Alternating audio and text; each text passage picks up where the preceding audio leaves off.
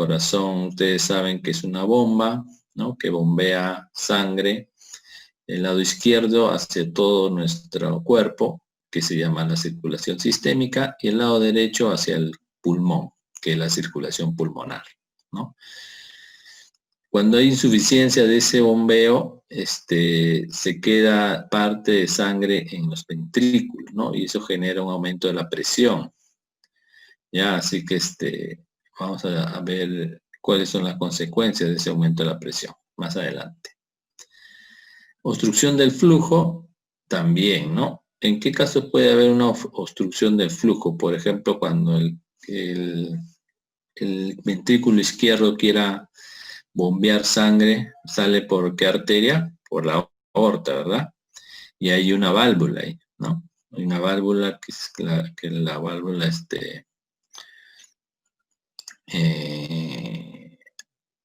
aórtica, ¿no? Creo que era la aórtica. La cosa que esa válvula puede hacer estenosis. ¿Qué es estenosis? Que se achica el agujero de salida de la sangre, ¿no? Entonces, a la hora que se contrae el ventrículo izquierdo va a tener ahí una resistencia a la salida de la sangre. Ese también va a aumentar la presión en el ventrículo, ¿no? Porque la sangre se va a quedar y va a hacer más fuerza por querer bombear la sangre, ¿no? Y eso a la larga también va a traer problemas. La regurgitación del flujo vendría a ser lo contrario a la estenosis, ¿no? En que viene a ser la insuficiencia valvular, ¿no? ¿Qué quiere decir la insuficiencia valvular? Las válvulas, ¿para qué están hechas, no? Para que cuando se bombea sangre, la sangre no regrese al sitio donde fue bombeado, ¿no? Entonces la válvula se cierra una vez que pasa la sangre. Entonces ya no regurgita el flujo de sangre. Pero hay dentro de la patología valvular las insuficiencias valvulares, ¿no? Que al contrario de la estenosis va a dejar pasar sangre, pero va a regresarse la sangre. Si se regresa, aumenta la sangre en el ventrículo y también aumenta la presión. Flujo derivado, esto lo vemos en algunas anomalías congénitas cardíacas, como comunicación interventricular, comunicación auricular. Cosa que me parece que no lo vamos a tocar muy breve en este tipo de patologías en el corazón. Los trastornos de la conducción también te puede traer una disfunción cardiovascular. Estamos hablando de las arritmias, ¿verdad? ¿No? Hay muchos tipos de arritmias que seguro lo vamos a ver, ¿no? Tenemos fibrilación auricular, fibrilación ventricular también, que es más grave, ¿no? La auricular sí es más frecuente, ¿no? Una serie de otras arritmias también tenemos. Y otro mecanismo por lo cual produce disfunción cardiovascular es la rotura del corazón o de un gran vaso, ¿no? Que se puede dar en el contexto, por ejemplo, de un infarto masivo de miocardio, ¿no? Principalmente, ¿no? Entonces, esos 6 mecanismos, ¿no? Te va a llevar a una disfunción cardiovascular a la larga, ¿no? A veces hay más de uno, ¿no? A veces solo uno, ¿no? Cuando hay más de uno, obviamente el tiempo que te lleva hacia una insuficiencia cardíaca es menor, ¿no? Entonces vamos a hablar en la insuficiencia cardíaca. Una situación en la que el corazón es incapaz de suministrar a la periferia la cantidad de sangre necesaria para satisfacer sus necesidades, ¿no? Entonces ustedes saben que el corazón impulsa o bombea una cantidad de sangre hacia la circulación, ¿no? En este caso lo va a hacer en cantidad mucho menor a la que necesita el resto de nuestras células para poder satisfacer sus necesidades, ¿no? Implica un fracaso de la función bomba del corazón, ¿no? Dentro de la función principal del corazón, que es una bomba, ¿no? El fracaso de eso es la insuficiencia cardíaca. Las manifestaciones clínicas que va a tener este paciente va a depender de la repercusión hemodinámica, o sea, qué cantidad de sangre es la que eyecta, ¿no? La que sale, ¿no? si es muy por debajo de lo normal, obviamente las manifestaciones clínicas van a ser mayores, ¿verdad? Si es relativamente menor a lo normal, de repente el paciente puede tener unas manifestaciones clínicas leves, ¿no? Que es algo subclínico, ¿no? Entonces, vamos a hablar primero de la izquierda, ¿ya? La insuficiencia cardíaca izquierda, estoy hablando del ventrículo izquierdo o de la circulación sistémica, ¿verdad? Entonces, hay acumulación de líquidos en pulmón por insuficiencia de bombeo cardíaco. Recuerden ustedes que cómo era la circulación, no sé si hay una imagen sistémica, ¿no? No hay. Ya, la sangre que llegaba a la aurícula izquierda venía del pulmón, ¿no? Porque era una sangre oxigenada. Entonces esa sangre que llegó al pulmón se oxigena y sale por las venas pulmonares y llega a la aurícula izquierda, ¿no? De ahí pasa a la aurícula, perdón, al ventrículo izquierdo, ¿no? Y el ventrículo izquierdo es el que se encarga de bombearlo por medio de la arteria aorta hacia el resto de nuestras células, ¿no? Las células recibían el oxígeno y otros nutrientes de esa sangre y le devolvían el producto desecho como el CO2, por ejemplo. Y el CO2 iba a regresar al corazón por las venas, ¿no? Todas las venas se juntan en dos venas, ¿no? En las venas cavas. Pero ya no regresa a la izquierda, regresa al lado derecho, ¿no? Entonces, el lado derecho, llega la sangre que tiene poco oxígeno, ¿no? Y pasa al ventrículo derecho y vía la arteria pulmonar es eyectada por el ventrículo derecho hacia los pulmones y ahí empieza la circulación pulmonar, ¿no? Una vez que llega por la arteria pulmonar al pulmón, se oxigena y otra vez se regresa el ciclo, ¿no? Vía venas pulmonares llega a la aurícula izquierda y así se repite el ciclo, ¿no? Y así se repiten. Pero ¿qué pasa en la insuficiencia cardíaca izquierda, no? O sea, estamos hablando del ventrículo izquierdo. Entonces, si está insuficiente el ventrículo izquierdo, no va a bombear mucha sangre. Entonces la sangre se va a acumular en el ventrículo izquierdo. Si se acumula en el ventrículo izquierdo, se acumula en la aurícula izquierda. ¿Por qué? Porque la aurícula izquierda, recuerden que pasa la sangre hacia el ventrículo, ¿no? Pero si encuentra sangre ahí, entonces va a haber, no va a poder pasar toda la sangre que tiene, sino solamente una pequeña cantidad. Pero recuerden que venas llegaban a la aurícula izquierda, las pulmonares. ¿De dónde venían? Del pulmón. Entonces llegan las venas pulmonares y va a encontrar la aurícula casi llena, ¿no? Entonces no va a tener dónde poner la sangre y va a empezar a haber presión, a aumentar la presión en las venas pulmonares y en forma retrógrada en el pulmón, ¿no? Entonces ese aumento de presión es lo que va a hacer que aumente la presión hidrostática en los capilares pulmonares y se va a salir el líquido. Recuerden que eso se llama edema, ¿no? Y dijimos la vez pasada que la principal causa de edema pulmonar es la insuficiencia cardíaca izquierda, ¿no? En cambio, la derecha, es cuando el ventrículo derecho es el que está insuficiente, ¿no? Y el ventrículo derecho, recuerden, iba a la sangre a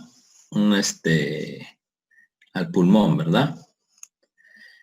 ¿No? El ventrículo derecho iba al pulmón. Entonces, mandaba la sangre al pulmón.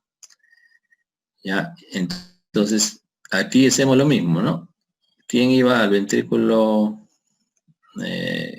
¿Quién daba sangre al ventrículo derecho? La aurícula derecha. ¿Y quién llegaba a ¿Por qué arterias llegaba la sangre al ventrículo derecho? Venas sería, ¿no? Por las venas cavas, ¿no? Entonces igual, en forma retrógrada va a haber un aumento de presión en las venas cavas y por ende en todas las venas que llegaban a las venas cavas, que es de toda nuestra circulación, ¿no? Entonces por eso ahí han puesto, se produce una congestión venosa sistémica, ¿no? Porque la sangre al llegar por las venas cavas las va a encontrar ocupadas, entonces la sangre va a aumentar y se van a congestionar los vasos, principalmente las venas, a nivel de todo el cuerpo, ¿no? Por eso ponen sistémica, ¿ya? Es cuestión nada más de saber la circulación, tanto la sistémica como la pulmonar.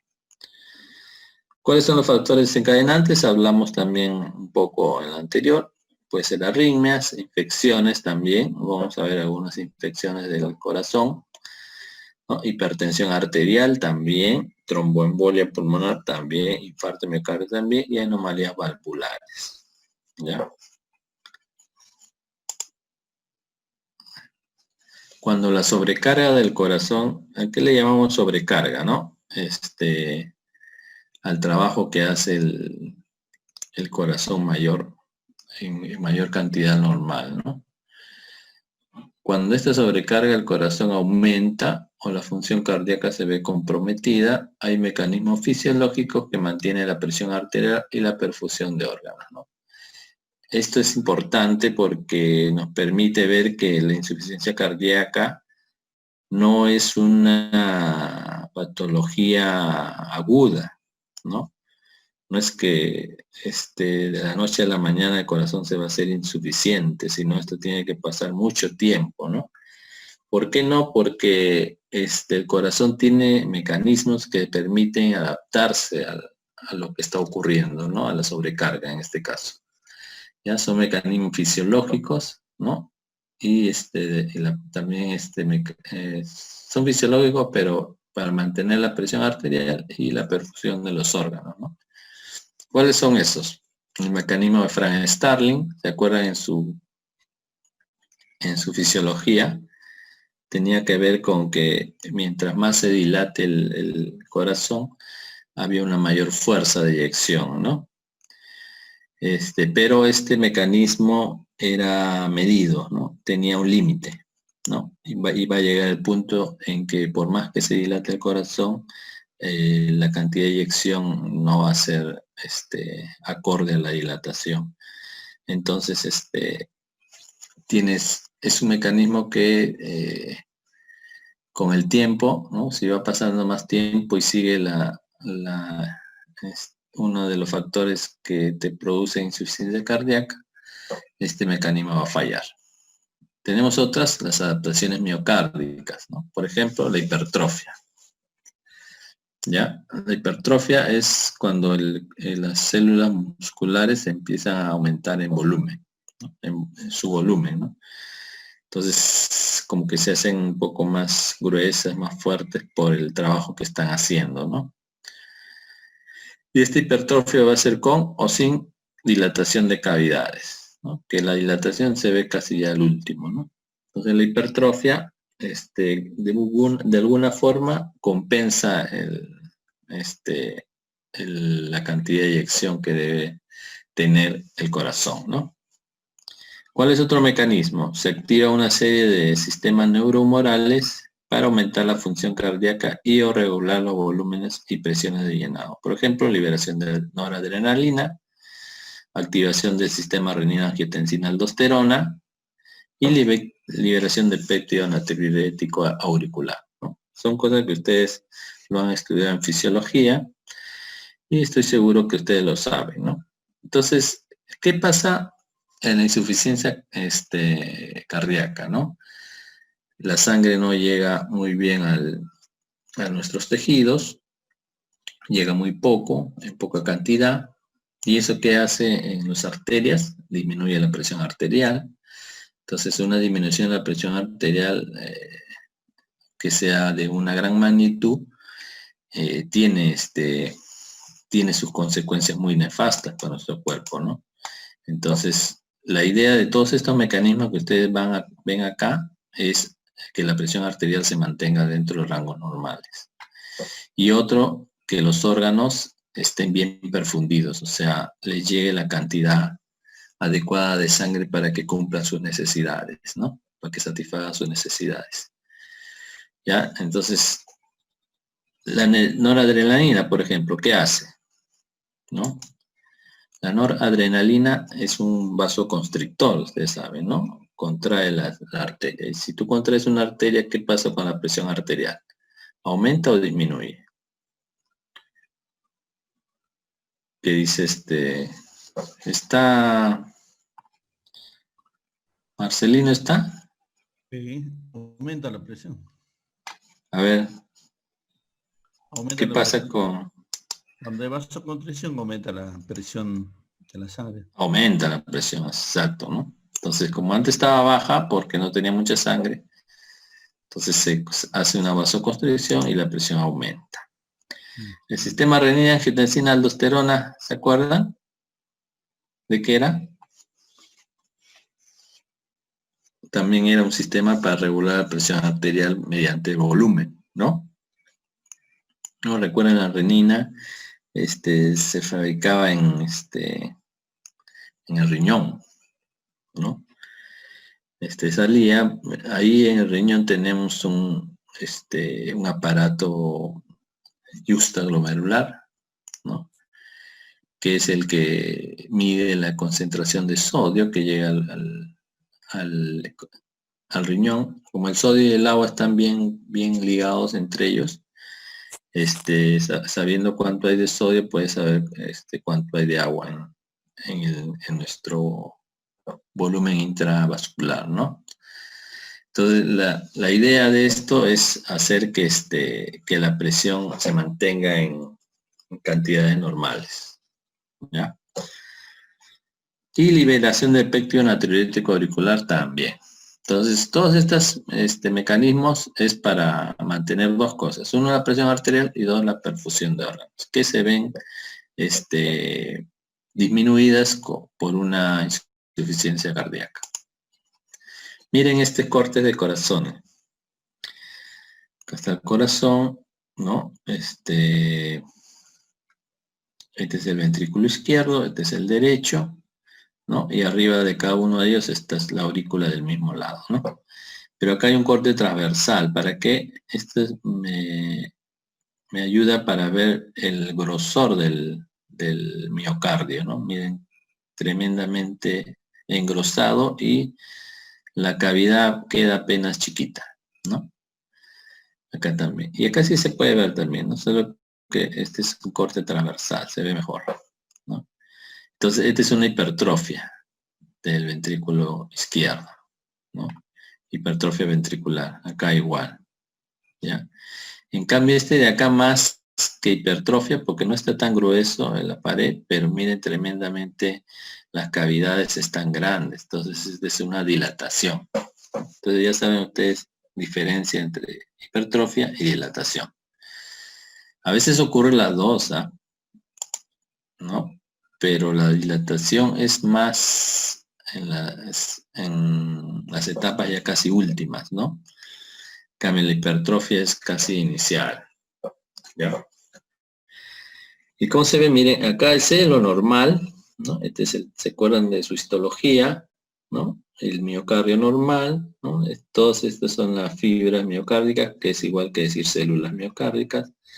Sus núcleos están en el centro, ¿no? Acá no sé si llegan a notar las estriaciones. Y estructuras rojitas, no sé si ven acá ven así, transversales, como unas líneas transversales. Son los discos intercalares, ¿no? Que te señala el término de una fibra y el comienzo de otra, ¿no? Están unidas como en la parte de adelante hacia la parte de atrás de la otra, ¿no? Eso que permite que el impulso del cardíaco, ¿no? De conducción, sea al unísono, ¿no? Y acá miren, está la hipertrofia. Entonces, ¿qué pasa en la hipertrofia? Aumenta el volumen de los miocitos, ¿no? Si tú mides acá y mides acá, obviamente te das cuenta de que este miocito está mucho más engrosado, ¿no? Ya, esa es la hipertrofia. No hay mayores cambios más que el aumento del diámetro de los miocitos, ¿no? O de las células musculares.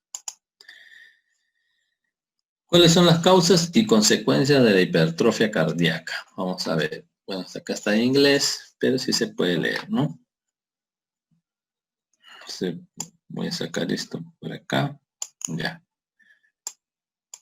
Entonces acá dice hipertensión. Ya. La pregunta, por favor, al último, ¿ya? Acá dice hipertensión, ¿no? Enfermedad valvular e infarto miocardio, ¿no? Han puesto 3 factores de riesgo, ¿no? Para hacer una insuficiencia cardíaca. ¿Qué pasa en la hipertensión? Hay una sobrecarga de presión, ¿no? O sea, ¿qué es la hipertensión arterial, no? Es cuando hay un aumento de la resistencia a nivel periférico en nuestras arterias, ¿no? Entonces, es como que, imagínense que el corazón sea un caño, ¿no? Que tiene puesta una manguera, ¿no? Y al otro extremo tú presionas la manguera, ¿no? ¿Qué pasa si presionas la manguera? El agua sale con mayor presión, ¿no? ¿Ya? Y esa presión que haces va a repercutir en el caño, ¿no? Es más, si lo tapas, tú vas a ver que a través del caño va a querer salirse por los costados, ¿no? Entonces, eso es presión, ¿ya? Entonces acá hay una sobrecarga que le van a hacer al corazón, ¿no? Entonces el corazón va a luchar contra la presión que hay en la parte periférica para bombear la sangre, ¿no? La enfermedad valvular, ¿cómo compromete? Aumento de presión y sobrecarga de presión y o volumen, ¿no? Como dijimos en los ventrículos, ¿no? Por estenosis o por regurgitación o también llamada insuficiencia valvular. Y el infarto miocardio causa disfunción de la pared, ¿no? Porque se mueren las células, entonces hay una zona que no va a contraerse, ¿no? Porque solamente se contraen las células cardíacas. Entonces todo esto aumenta el trabajo cardíaco, ¿no? Hay estrés en la pared, ¿ya? Y las células empiezan a sufrir, ¿no?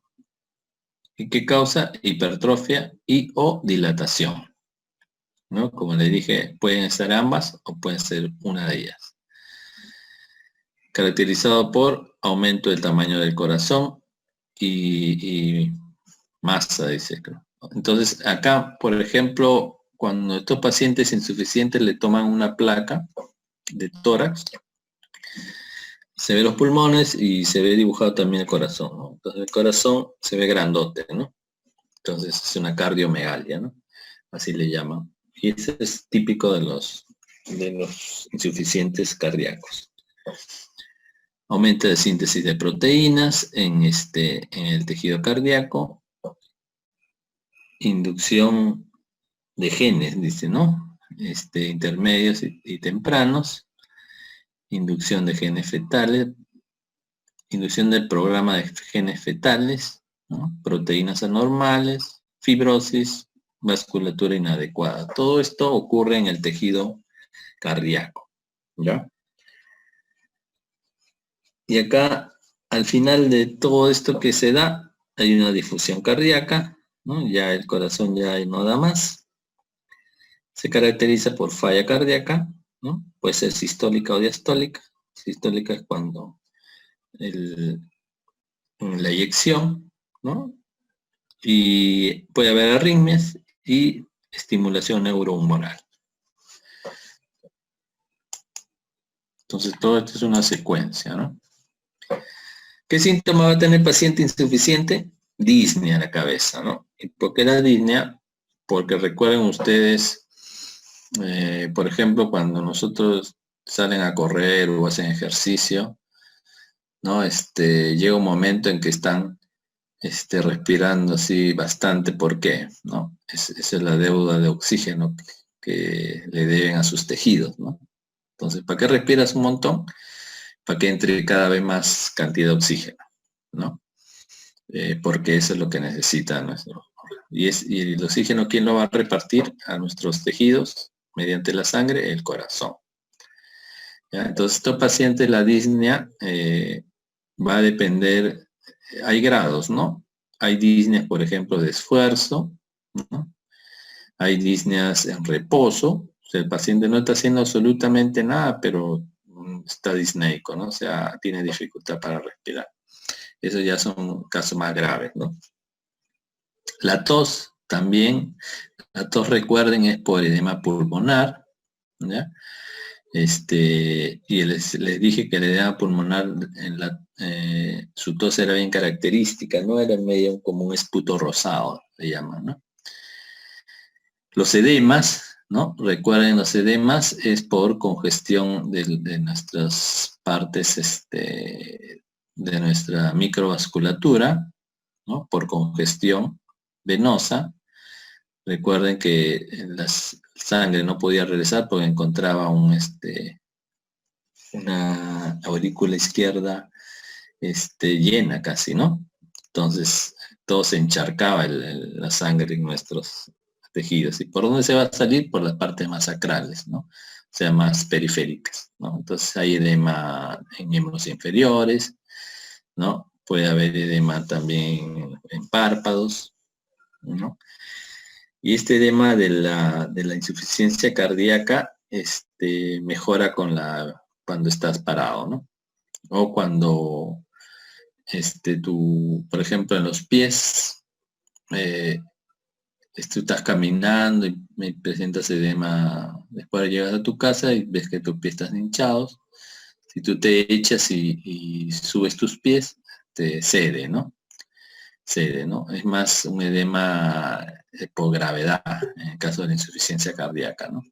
En cambio, eso hay que diferenciarlo del edema renal. En el edema renal es más por pérdida de proteína, ¿no? Que es por disminución de la presión oncótica, ¿ya? Y es diferente, eso no mejora así subas los pies arriba, ¿no? Porque es otro tipo de fuerza la que está ahí comprometida, ¿no? No es la presión hidrostática, es la presión oncótica. ¿Ya? ¿Qué más hay? Hepatomegalia. ¿Por qué hay hepatomegalia? Por congestión también, ¿no? Se congestiona el hígado y aumenta de tamaño, ¿no? Se congestiona por la sangre, ¿no? Pulso rápido, ¿no? Entonces, ¿por qué hay pulso rápido? Porque si el corazón bota poca sangre, ¿no? Y por ejemplo, en una eyección, por poner un ejemplo, ¿no? Que bote,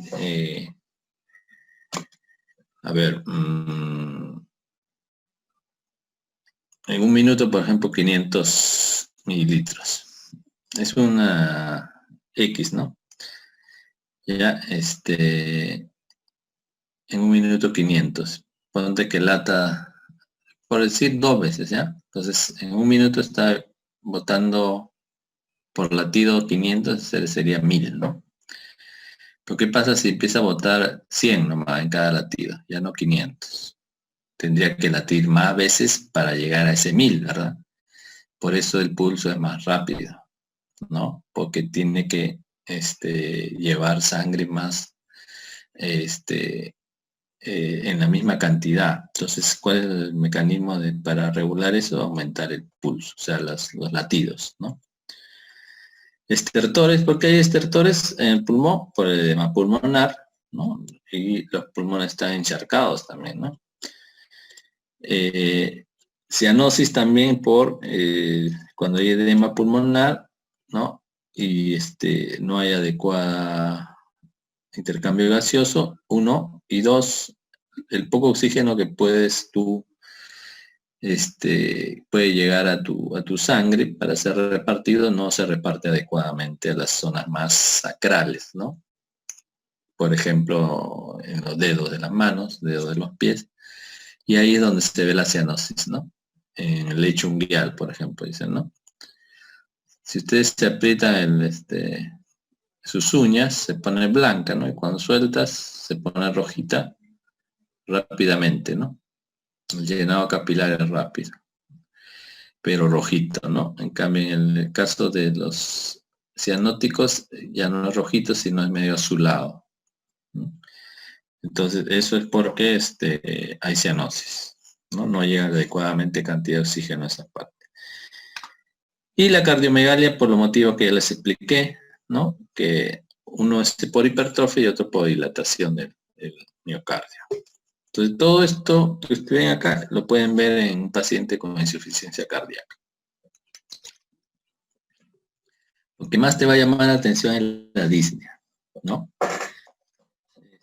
Si es una insuficiencia ya avanzada, el paciente está sin hacer nada y está disneico, ¿no? Empezando a respirar un montón, ¿no? Aumenta su frecuencia respiratoria también. El cuadro varía desde no tener límites a la actividad física al grado máximo para hacerla hasta en el reposo, ¿no? Este es lo que les digo, ¿no? Hay grados de insuficiencia cardíaca. Se clasifica en 4, creo, ¿no? Pero ya pasamos a las cardiopatías congénitas. Entonces vamos a hablar ahora de las cardiopatías congénitas. Ya, son un grupo de anomalías que nacen así los niños y que es por algún tipo de alteración en la formación del corazón, ¿no? Y algunas de ellas no se manifiestan hasta que el paciente esté o adolescente o incluso joven, ¿no? O adulto joven. Ya, vamos a ver cuáles son. Son anomalía de corazón y grandes vasos presentes desde el nacimiento. Es por embriogénesis defectuosa entre las semanas 3 y 8, que es donde se forma el corazón, ¿no? Tiene una incidencia del 5%, de bastante, ¿no? O sea, de 1000 serían 50 personas, ¿no? Tipo más común de cardiopatía pediátrica, es cierto, ¿no? Porque en los niños es donde más se va a manifestar. Y las formas leves, es lo que les dije, se hace patentes hasta la edad adulta, ¿no? El paciente puede estar de niño relativamente normal, ¿no? Y algunas de ellas han sido causa de muerte en atletas, ¿no? Que no han sido diagnosticados adecuadamente. Y hay muchos atletas, o por ejemplo en fútbol, que han muerto jugando fútbol, ¿no? Les ha dado una muerte súbita, dicen, ¿no? Se les dispara el corazón y pum, ahí quedaron, ¿no? Entonces, esa causa, lo más probable es que sea por alguna malformación congénita que no fue diagnosticada adecuadamente, ¿no? Ahí está la frecuencia de las malformaciones cardíacas congénitas. A la cabeza, un defecto del septo ventricular, ¿no? 42%. Defecto del septo atrial, ¿no? Está hablando más que todo de comunicaciones, ¿no? Entonces, si hay un defecto en la pared ventricular que te comunica ambos ventrículos, ¿no? Y acá que te comunique antes ambos en atriales auricular, ¿no? Ambos aurículas, ¿no? Entre las dos hacen más de la mitad, un poquito más de la mitad, ¿no? A la cabeza están las comunicaciones interventriculares. ¿Qué más hay? Estenosis pulmonar, ¿no? Con 8%, persistencia de ductus arteriosos, ¿se acuerdan de ductus arteriosos? En biología lo podían ver, 7%, la famosa tetralogía de Fallot. Como dice tetralogía, tiene cuatro condiciones, ¿no? 5%, coartación de la aorta, 5%, defecto septal atrioventricular, ¿no? O sea, una comunicación entre aurícula y ventrículo, no del mismo lado, obviamente, ¿no? Porque del mismo lado es lo normal, ¿no? 4%, estenosis aórtica, 4%, transposición de grandes vasos o arterias, 4%, ya lo más infrecuentes, troncos arteriosos, ¿no? Conexión venosa pulmonar anómala y atresia tricuspidia. Entonces, como les digo, a la cabeza están las comunicaciones interventriculares e interauriculares. Y acá está un foco del desarrollo del corazón. Miren cómo el corazón acá parece como una herradura inicialmente, ¿no?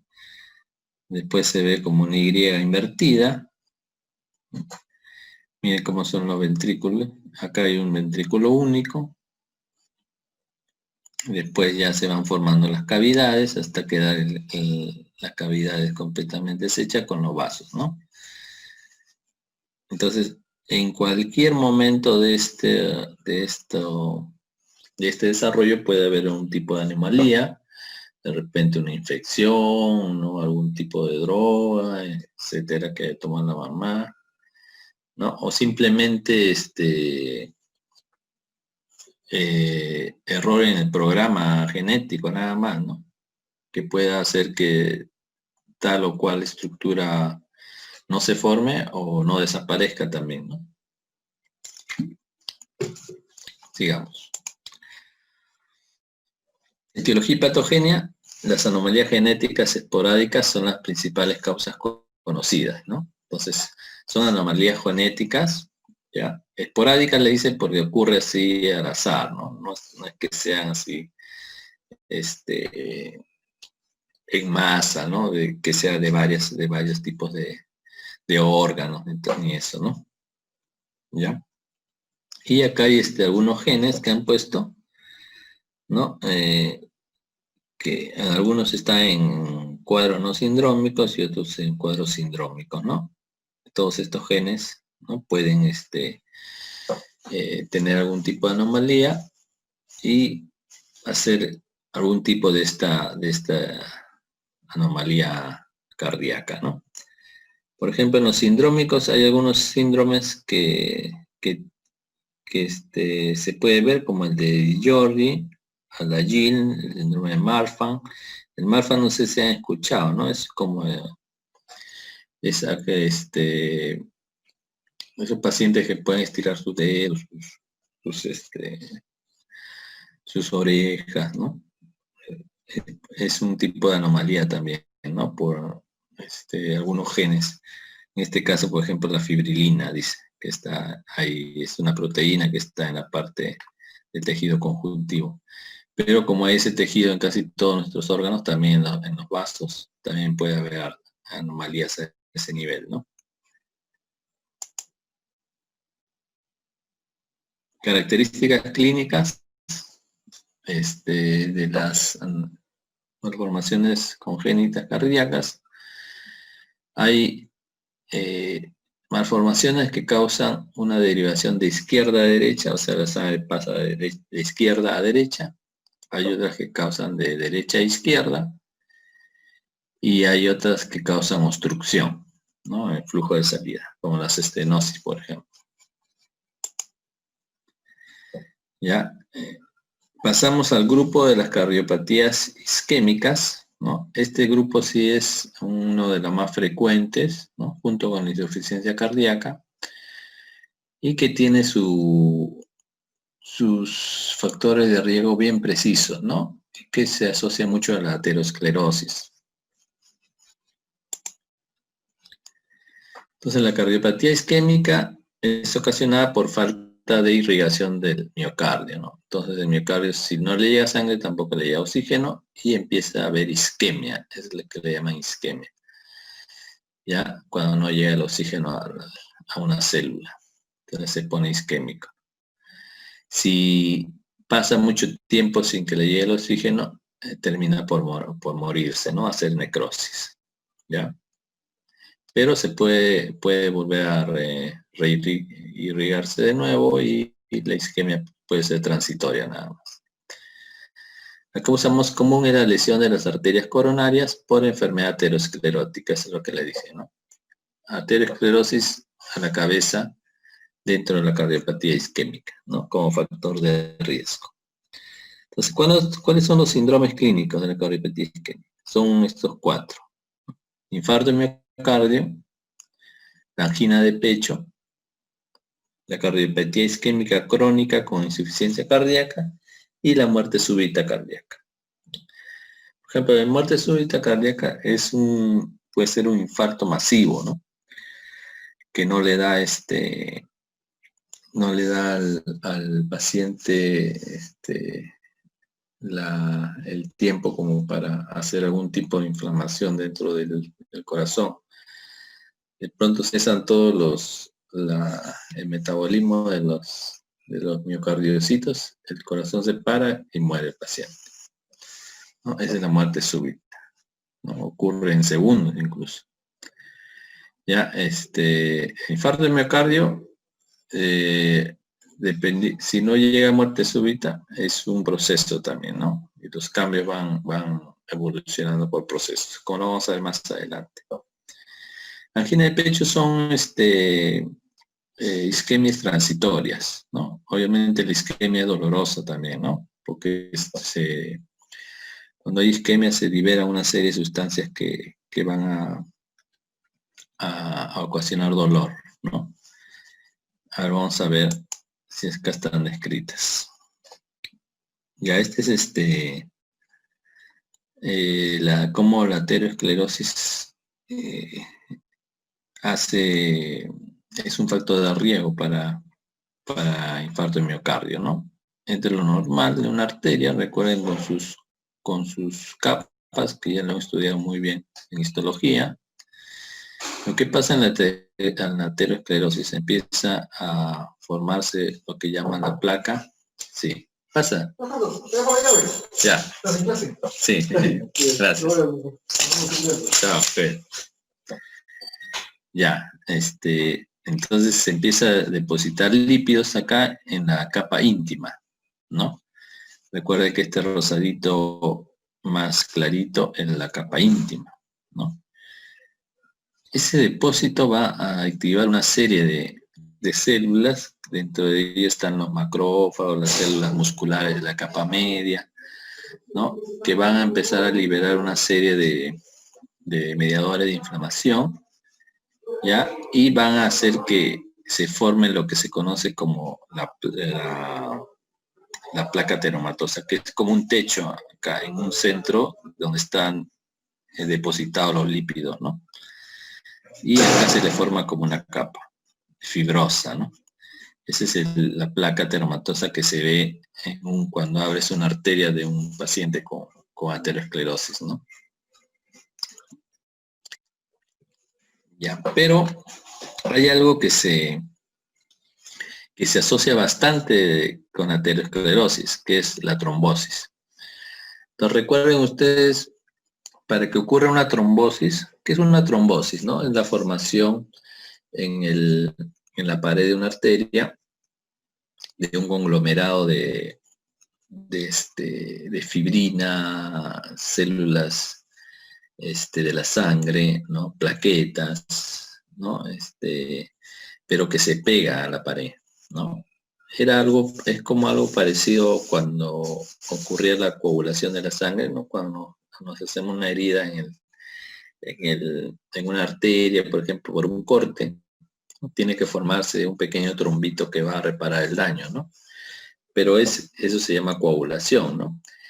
Y eso está controlado, ¿no? Al final el trombito después se disuelve, ¿no? Entonces queda más o menos reparado ya el vaso, ¿no? Pero acá no ocurre eso, ¿no?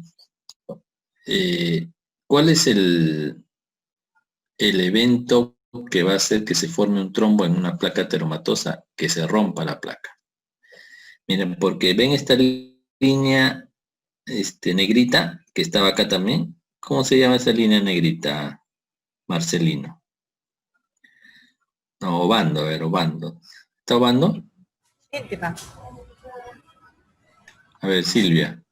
Acá estoy. ¿Cómo se llama esta línea negrita que está tapizando el vaso sanguíneo? La íntima. Ya, la íntima es la capa. Pero parte de esa capa es este círculo negrito. ¿Cómo se llama? ¿O qué tipo de tejido es?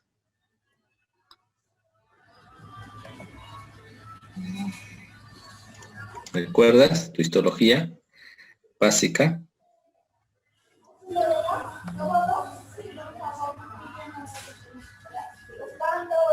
se llama endotelio, ¿no? ¿Qué es el endotelio? El endotelio es un epitelio simple plano, o sea, una capa de células planas que tapiza internamente el interior de los...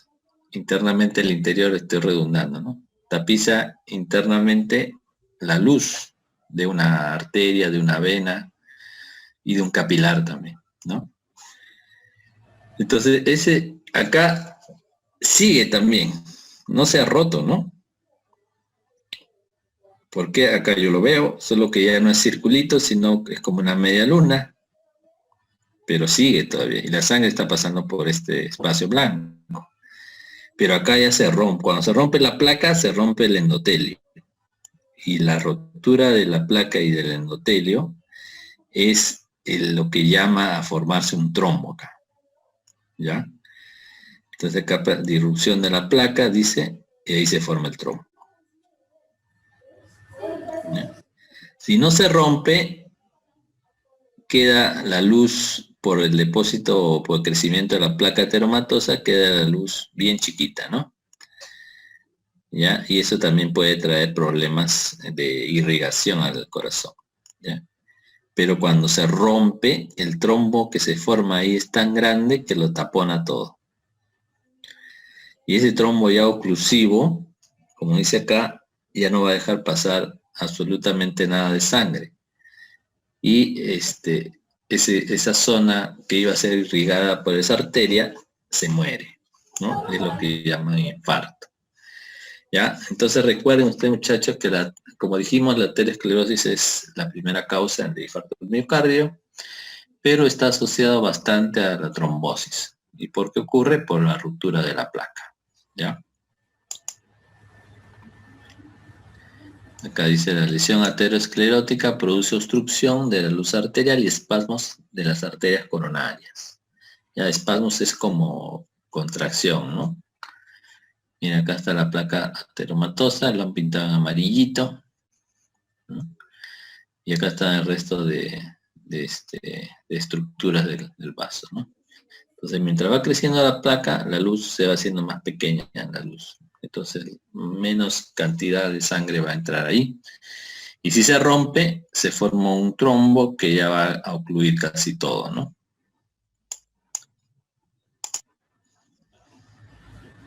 Entonces, la obstrucción total de la luz arterial coronaria te da una necrosis celular.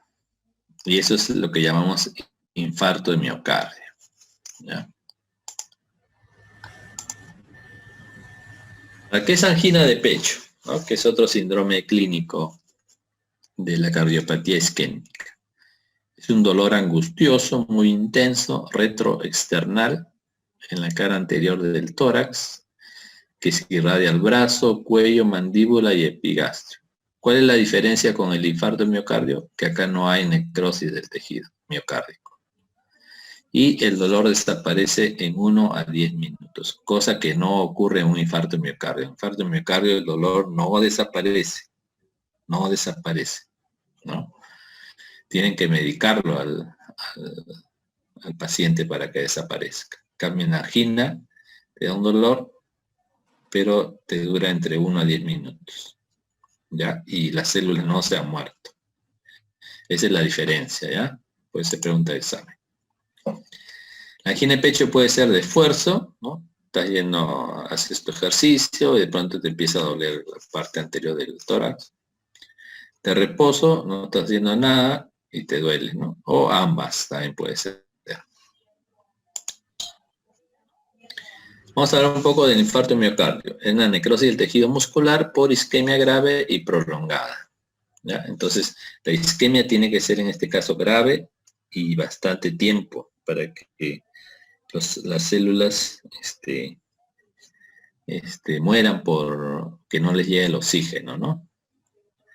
Se puede producir a cualquier edad, dicen, ¿no? Pero es bien casi infrecuente en menores de 40, ¿no? Con una media de 10% y 45% en menores de 65 años.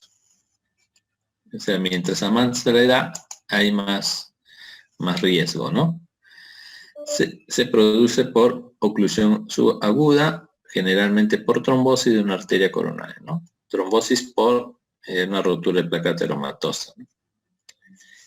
Voy a cargar un ratito, voy a poner a cargar mi celular. Si se apaga, ya fuimos. Estoy usando el internet de mi celular. Ya está.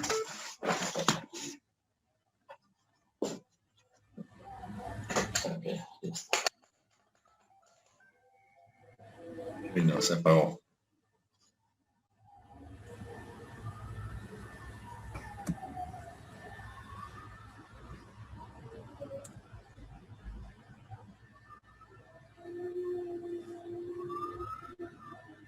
Oclusión aguda, generalmente por trombosis, por una placa rota, ateromatosa, de una arteria coronaria, lleva a necrosis aguda del tejido miocárdico, ¿no? Y ese es el infarto en miocardio, ¿ya?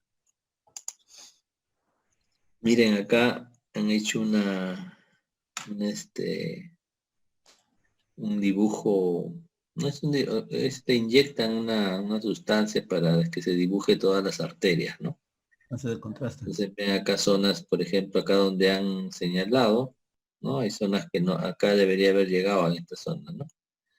Entonces esta zona está necrótica, ¿ya?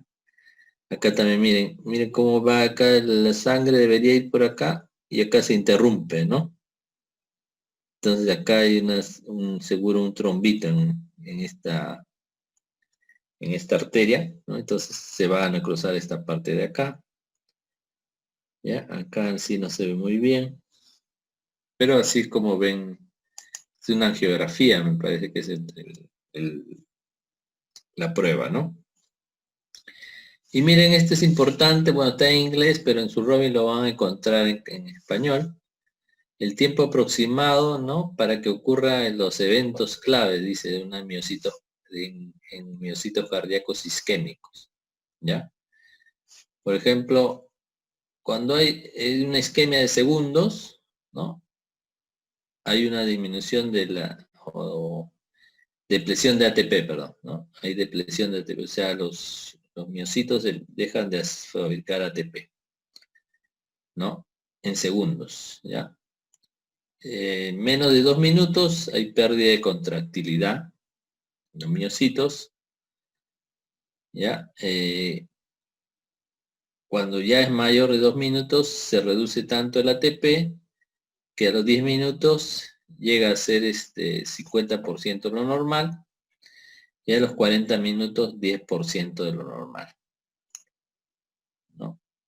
Y de 20 a 40 minutos ya la injuria celular es irreversible. ¿Qué quiere decir esto, no? Que acá ya es inevitable que estos miocitos no mueran, ¿no? Ya no se puede evitar eso. Van a ir a la necrosis. ¿Ya?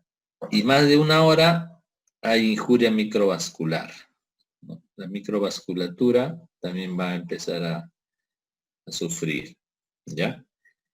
Este es los tiempos aproximados, ¿no? Entonces, por decir, en cuánto duraba la angina.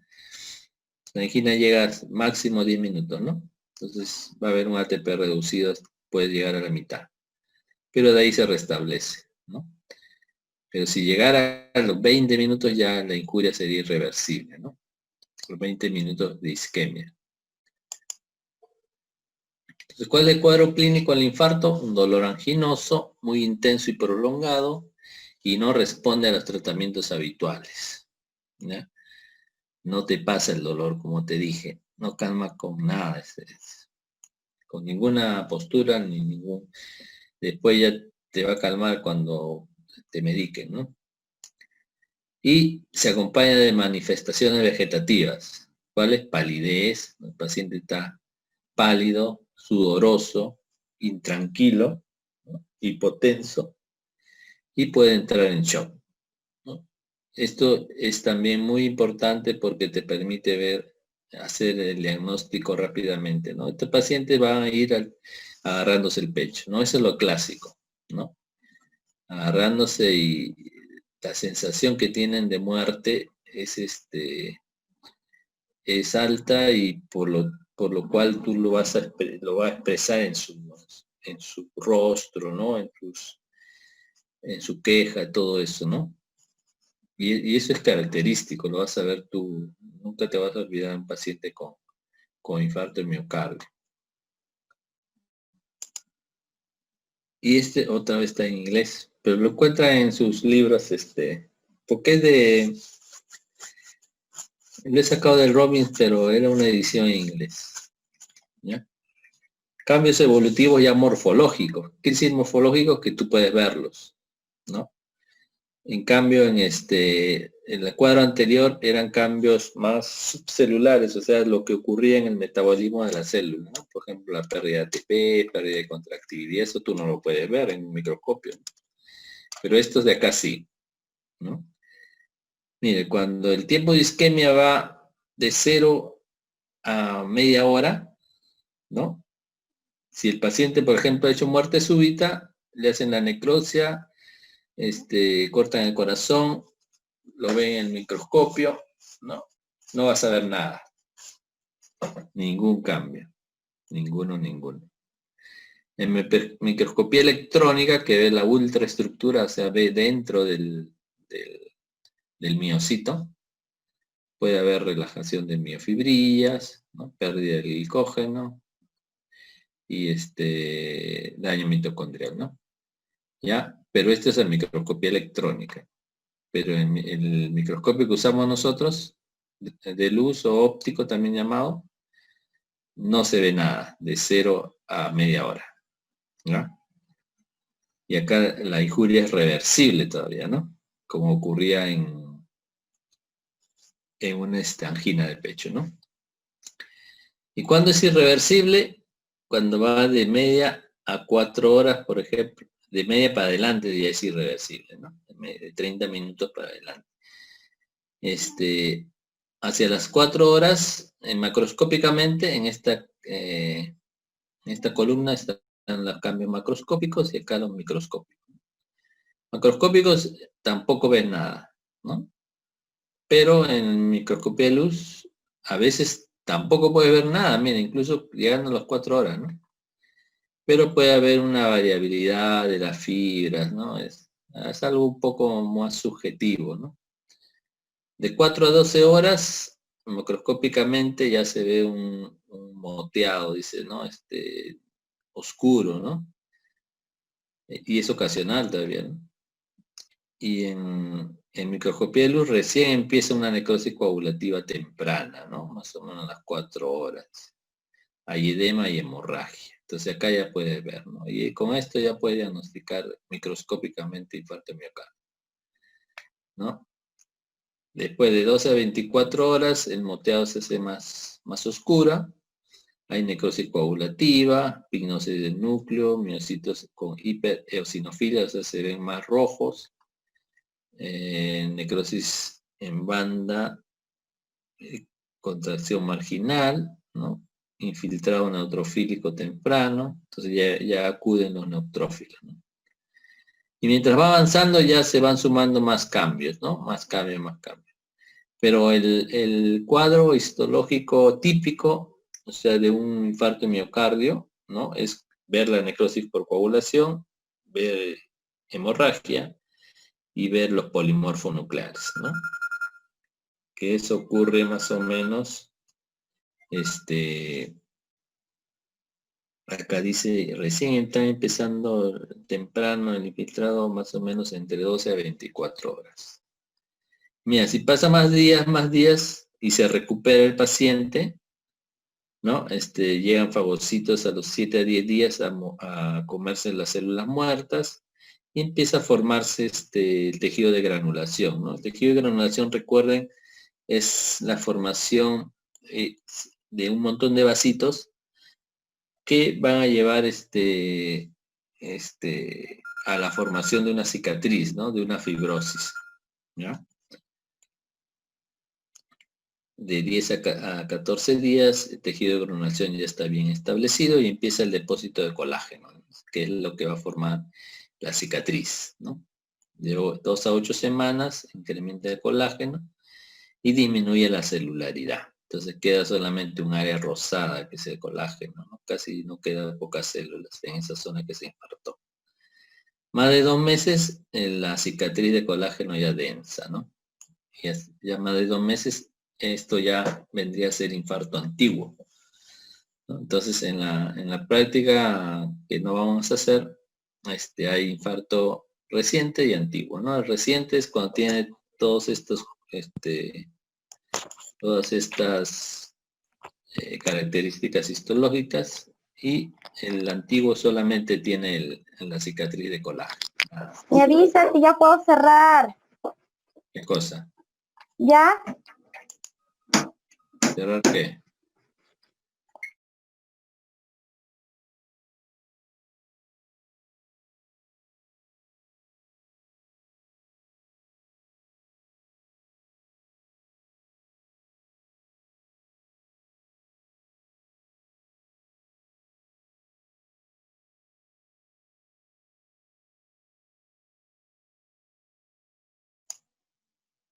¿Me escuchan? Sí, doctor. Sí, doctor. Ya. Sí, doctor. Ya, entonces miren acá la zona de infarto, ¿no? Acá está la arteria coronaria que se ocluyó, la zona de infarto, ¿no? Y acá te he puesto en color, pero lo normal es rosadito, isquémica es así, medio un rosado más intenso, entre rosado y medio marrón. El tejido viable es el bien rosadito, ¿no? Con posisquémico, dice, ¿no? Disfunción posisquémica, que es este de acá. El necrótico con hemorragia es el rojito, que es este de acá. Y ya el necrótico completo es el azulado. ¿Ya? Entonces, acá están los tiempos, miren, ¿no? Entonces empieza con una zona de isquemia, ¿no? Pero si es menor de 20 minutos y tú haces una reperfusión, o sea, liberas ese obstáculo y la sangre otra vez empieza a entrar, o haces un bypass o otro tipo de procedimiento, se regenera, el tejido vuelve a ser viable, ¿no? De 2 a 4 horas, si tú lo reperfundes, pero ya pasó 2 a 4 horas, hacer la reperfusión, hay en el centro una zona que sí se ha necrosado, pero alrededor un tejido que todavía está viable, ¿no? Y si hay permanente oclusión y no hay reperfusión, ya esa zona se muere completamente, ¿no? Es que es esta violáceo. ¿Ya? Y acá miren cómo se ve toda esta área en media luna marrón, es la zona que se ha infartado, ¿no? Histológicamente se ve así, ¿no? Pareciera normal, ¿no? Pero ¿qué pasa en este tejido? No están los núcleos. ¿Por qué? Ya murieron los núcleos. Entonces queda la sombra de los citoplasmas, que son estos rosaditos. ¿Ya? Eso se llama necrosis coagulativa. Recuerden, la necrosis coagulativa o isquémica, también llamada, es porque un tejido ha dejado de tener, de ser perfundido, o sea, ya no le llega sangre. Entonces se muere, ¿no? Pero la otro tipo de necrosis, que es la licuefactiva, ocurre por necrosis por inflamación, ¿no? O sea, ahí sí llega todo el oxígeno, pero hay una inflamación tan severa que destruye el tejido, ¿no? Ese es, por ejemplo, la necrosis en apendicitis aguda, ¿no? Entonces, los apéndices salen todos necróticos, ¿no? Ese es por inflamación, es licuefactiva. Pero la necrosis en el infarto miocardio es coagulativa, recuerden, o también llamado isquémica. Miren cómo queda esta área, ¿no? Acá todavía es una zona necrótica y hemorrágica, que es lo más parecido a un agudo. En esta zona como que se está reparando, y acá miren, ha quedado una cicatriz blanquecina, ¿no? Esto ya es un infarto antiguo. Acá también, miren, ¿no? Así queda. Son zonas de fibrosis. Y acá están los distintos tiempos, ¿no? Miren, acá este es el tejido que se ha muerto, ¿ya? Y este todavía está normal, pero este es el límite, ¿no? Digamos acá, para la derecha normal, estas son las que están empezando a morirse. Cuando se han muerto, ya han desaparecido ya los núcleos de sus citoplasmas, en cambio acá sí hay núcleos, ¿no? Acá no hay núcleos, pero entre ellos se empieza a aparecer células inflamatorias. ¿Qué células inflamatorias? Polimorfonucleares. Que recuerden inflamación que hicieron en patología 1, le dijeron que habían dos tipos de inflamación, aguda y crónica, ¿no? La aguda van los polimorfonucleares, ¿no? Y en la crónica más están los linfocitos y células plasmáticas. Como este es agudo, van los polimorfonucleares, ¿no? Acá se ve más en mayor cantidad. Y esta es una técnica para colorear la cicatriz, ¿no? Lo que está teñido de azul. Acá han tenido un infarto reciente que todavía no tiene cicatriz, entonces se ve algunos pequeños espacios de azul que vendría a ser el colágeno de la cicatriz. Pero acá ya, como ya más antiguo, se tiñe más, ¿no? ¿Cuáles son las complicaciones de infarto de miocardio? Eléctricas o de conducción, o sea, arritmias, mecánicas, ¿no? Que te puede dar una insuficiencia cardíaca, tromboembolia pulmonar, pericarditis, ¿no? Shock grave y muerte. Esas son las complicaciones. Acá tenemos incluso roturas, se puede romper la pared, ¿no? Eso sí es un evento catastrófico, ¿no? Mira, acá se ha roto. Se puede romper también las cuerdas tendíneas, que son las que anclan las válvulas, ¿no? A la pared del corazón. También se puede romper. Y te va un tipo de valvulopatía, ¿no? Acá está el área infartada. Acá también, miren cómo todo es un tejido. Todo se ve la necrosis. Y esto es más que todo una zona de infarto antiguo, seguro, porque se ve blanquecino. Pasamos a la cardiopatía valvular. ¿Cómo vamos de tiempo? Me falta poquito. Como vamos a hacer la otra parte, podemos dejarlo solamente en una parte y continuamos en la siguiente, ¿no? Entonces ahora vamos a hablar de las válvulas, ¿no? Recuerden ustedes, las válvulas tenemos en la unión de aurícula-ventrículo y también en la salida de las arterias del corazón, ¿no? La sigmoidea aórtica, la sigmoidea pulmonar, ¿no? Que una sale de la aorta y la otra pulmonar. Y la que va de aurícula derecha a ventrículo derecho es la tricúspide y la otra es ¿cómo se llama la otra válvula? Tricúspide derecha y la otra es la Mitral. Mitral, doctor. ¿Cómo? Mitral. Mitral, bien, mitral, ¿no? Mitral izquierda y tricúspide derecha. Derecha, sí. Ya. Entonces, solamente hay tres tipos de patología valvular. Cuando la válvula está estrecha, se llama estenosis. O sea, no deja salir la sangre. Cuando la válvula es insuficiente, no cumple su función de evitar la regurgitación de la sangre, es insuficiencia, ¿no? Y puede haber ambas, ¿no? Que se llama ya mixta, ¿no? Entonces son las tres posibilidades que puede ver en la patología valvular, en todas las válvulas. Entonces, estenosis es la falta de abertura completa de la válvula y lo que dificulta el flujo anterógrado de la sangre, o sea, la salida, ¿no? En cambio, la insuficiencia es la falta de cierre completo de la válvula, lo que permite el flujo retrógrado, o sea, hacia atrás, regresa, ¿no? ¿Ya? Esos son los dos tipos, y la otra era la combinación de ambas, ¿no? ¿Cuáles son las causas de valvulopatías? Estas cuatro son las principales. enfermedad reumática, ¿no? Por ejemplo, la fiebre reumática es una de las causas. Endocarditis infecciosa, ¿no? Que es una inflamación del endocardio, pero que se comprometen más las válvulas, ¿no? Trastornos por envejecimiento, ¿no? Las válvulas también van a sufrir por el envejecimiento, pueden fibrosarse o hacer degeneración mixoide, y defectos congénitos también, ¿no? Vimos en las malformaciones congénitas del corazón que también habían estenosis, ¿no? Perdón.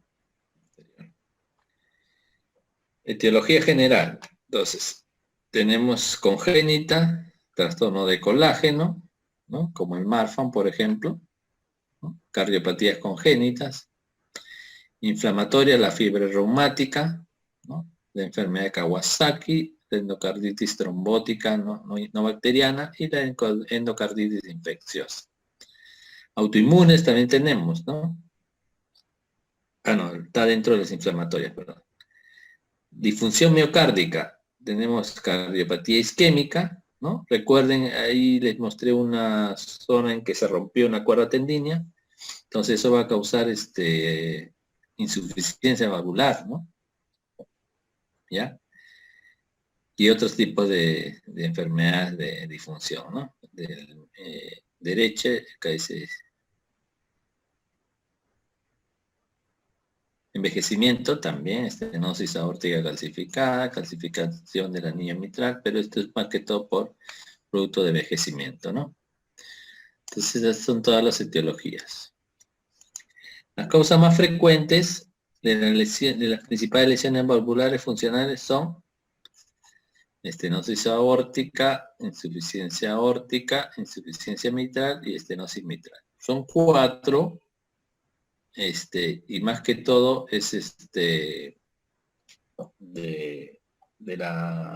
las válvulas aórticas, sigmoideas aórticas y de la mitral, ¿no? Vamos a hablar un poco de algunas de las causas. Tenemos la fiebre reumática, ¿no? ¿Qué es la fiebre reumática? Es una enfermedad inflamatoria multisistémica y aguda que está mediada inmunológicamente. ¿Qué quiere decir mediada inmunológicamente? Que acá hay una bacteria que va a hacer que cree anticuerpos contra la bacteria, pero esos anticuerpos van a empezar a atacar también al corazón, ¿no? Dice que suele presentarse pocas semanas después de un episodio de faringitis por estreptococo del grupo A, que es el principal agente etiológico, ¿no? ¿Ya? Entonces la carditis reumática es una manifestación de la fiebre reumática activa. Se caracteriza por afectación valvular fibrótica deformante que afecta a la válvula mitral. Patogenia, respuestas inmunitarias del anfitrión a los antígenos estreptocócicos del grupo A, que presenta reactividad cruzada con proteína del mismo anfitrión. ¿Qué quiere decir reactividad cruzada, no? Que si se supone que los anticuerpos eran para estos antígenos de estos estreptococos, ¿no? Pero la reactividad cruzada es que se cruza y empiezan a atacar también a otros antígenos de las células normales, ¿no? En este caso es a las que están en el corazón, ¿no? Entonces a las válvulas empiezan a atacar, y eso es la fiebre reumática, ¿ya? Morfología, hay lesiones inflamatorias focales. O sea, morfología es lo que se ve en un corazón atacado por fiebre reumática, ¿no? Y son los famosos cuerpos de Aschoff, ¿no? ¿Qué son los cuerpos de Aschoff? Esos son focos de linfocitos T, ocasionalmente de células plasmáticas y macrófagos activados, que se llaman las células de Anischkow, que son patognomónicos de una fiebre reumática, ¿no? Obviamente esto se ve en corazones de necropsias, ¿no? O sea, a nadie se le pasa por la mente hacerle una biopsia para diagnosticar una fiebre reumática a un paciente, ¿no? Las biopsias de corazón tienen sí se hace por si acaso, pero son indicaciones bien limitadas para hacerla por el peligro que conlleva, ¿no? Más que todo se hace para enfermedades infiltrativas como amiloidosis, ¿no? O algunos otros tipos de enfermedades donde se deposita ciertas sustancias en el miocardio, ¿no? Pero para hacer de una fiebre reumática, hacer la biopsia no tiene asidero, ¿no?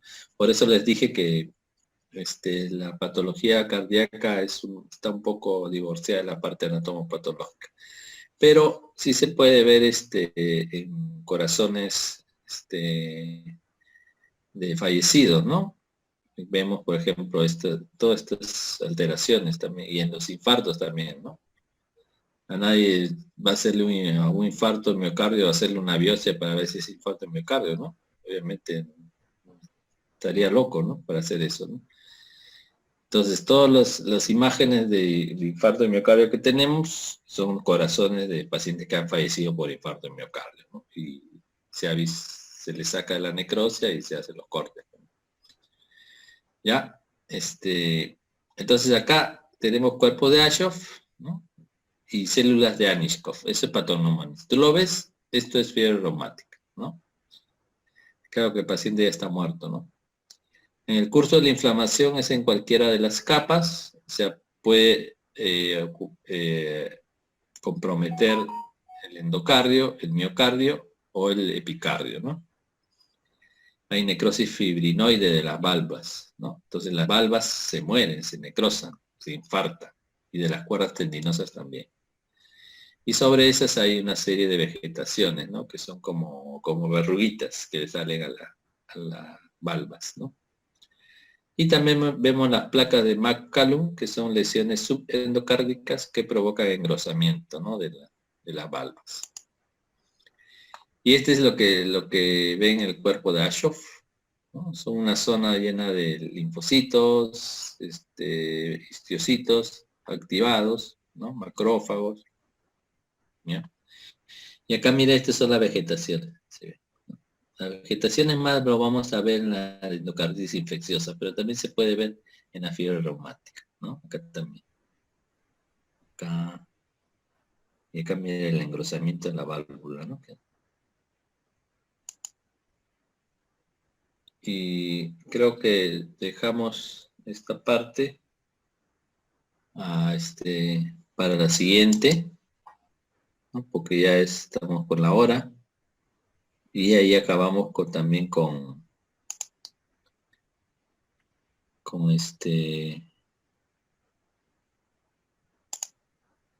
la parte de vasos sanguíneos. ¿Ya? No sé si tienen hasta acá una pregunta. Hemos visto cardiopatía isquémica, cardiopatías congénitas, la mitad de patología valvular, ¿ya? Hemos visto insuficiencia cardíaca, ¿ya? Entonces, con eso nos faltaría más que todo terminar la patología valvular, hacer la parte de los tumores, que son bien raros de corazón, y de ahí ya pasamos a la patología de vasos sanguíneos, donde vamos a hablar de arteriosclerosis, trombosis, vamos a hablar de vasculitis, ¿no? De la vasculitis, y algunos tumores de vasos sanguíneos también. ¿Ya? No sé si tienen alguna pregunta. Igual la clase se lo voy a mandar, ¿ya? Y la clase de vasos también se lo voy a mandar a la encargada, la coordinadora que me ha pedido, ya, para que lo cuele. El PTT me refiero, ¿no? No sé si hay una pregunta.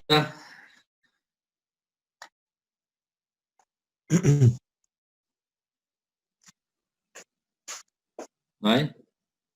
Doctor, una consulta. Buenas Dime. noches. Buenas noches. Soy William Ortiz. Un RN con ductus arterioso, aparte de la sintomatología de la isquemia, ¿puede mañana más tarde verse operado, tener insuficiencia valvular aórtica? depende del tiempo en que está con la malformación, ¿no? Si la malformación se corrige en el tiempo adecuado, el pacientito puede hacer su vida normal después, ¿no? Pero si avanza, por ejemplo, una de las que no le tocaba, ¿verdad? ¿No? Creo que lo voy a tocar en la siguiente imagen, diapositiva. Una de las complicaciones de estas cardiopatías congénitas es que hagan cor pulmonar. ¿Qué es el cor pulmonar? Es cuando es como una hipertensión arterial, pero en la circulación pulmonar, ¿no? No en la sistémica. La hipertensión arterial es en la sistémica, ¿verdad? Pero el cor pulmonar es en la hipertensión en el pulmón, en los vasos pulmonares, ¿no? Y eso es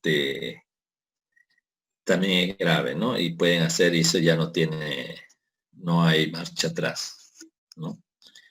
Entonces, dependiendo a qué tiempo lo operen o qué tiempo lo han diagnosticado, o el niño, ¿no? Que es más frecuente que lo diagnostiquen de niños, puede hacer su vida normal, ¿no? ¿Alguna otra pregunta? Doctor, gracias. Ya. ¿Alguna otra pregunta? Entonces, si no hay, nos estamos viendo el próximo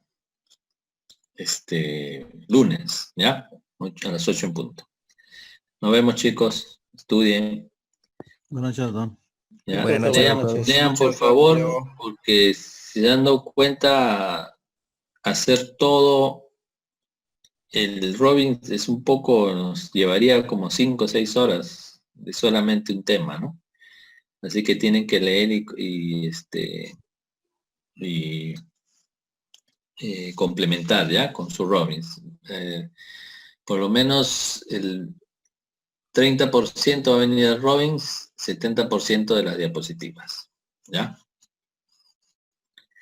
Listo, chicos, nos vemos. Entonces, próximo. Ya, doctor, gracias. Ya.